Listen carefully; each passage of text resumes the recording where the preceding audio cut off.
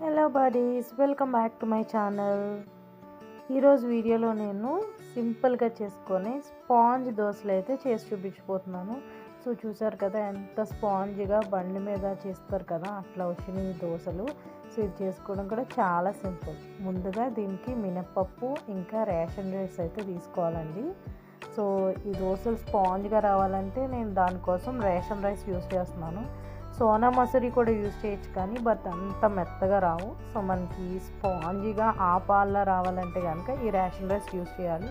So వీటిని నేను శుభ్రంగా క్లీన్ చేసేసుకొని ఇప్పుడు నేను 3.5 కప్స్ అయితే రైస్ వేసుకొని 1/2 కప్ అయితే ఈ మినపప్పును వేసుకొని ఈ రెండింటిని మిక్స్ చేస్తున్నానండి.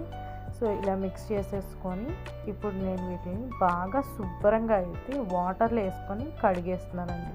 సో ఇందులో మనకి ఏమన్నా నలకలు ఏమన్నా ఉంటే పోతాయి అన్నమాట. బాగా వాష్ చేసుకోవాలి, రేషన్ రైస్ కదా. సో ఇప్పుడు 2-3 టైమ్స్ నేను వాష్ చేసేసుకొని ఇందులో వాటర్ వేసుకొని ఒక 5 to 6 అవర్స్ అయితే నానబెట్టేసుకుంటున్నానండి. ఇప్పుడు నానబెట్టుకున్న తర్వాత 5-6 అవర్స్ తర్వాత ఇందులోనే ఒక 1/2 కప్ అయితే రైస్ వేసుకున్నానండి. బాయిల్ చేసిన రైస్ వేసుకుంటే మిక్సీ పట్టేటప్పుడు వేసుకొని ఇవి అన్నిటిని రుబ్బుకుంటే మనకి స్పాంజ్ దోశల్లో మెత్తగా వస్తాయి అన్నమాట. సో ఇప్పుడు ఇవి మిక్సీ పట్టుకున్న తర్వాత నాకు ఈ బ్యాటర్ అయితే వచ్చిందండి, దోశ బ్యాటరు. సో మనకి ఈ కన్సిస్టెన్సీలో ఉండాలన్నమాట. సో ఇలా బబుల్స్ వచ్చినాయి కదా, ఇప్పుడు దీన్ని మూత పెట్టేసుకొని 5 to 6 అవర్స్ అయితే నానబెట్టేసుకోండి.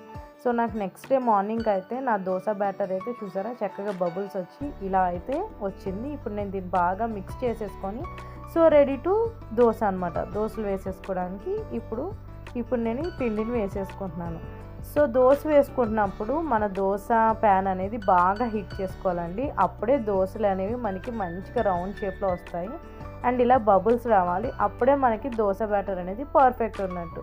సో చూసారు కదా నా దోశ ఎంత బాగా వచ్చిందో, క్రిస్పీగా స్పాంజీగా సేమ్ బయట దోశలు బండి మీద అమ్ముతారు కదా అలా వచ్చినాయండి, ఆపాలాగా. సో తప్పకుండా ట్రై చేయండి, చాలా ఈజీ. మినపప్పు కూడా తక్కువనే అవుతుంది. So please like, share, subscribe.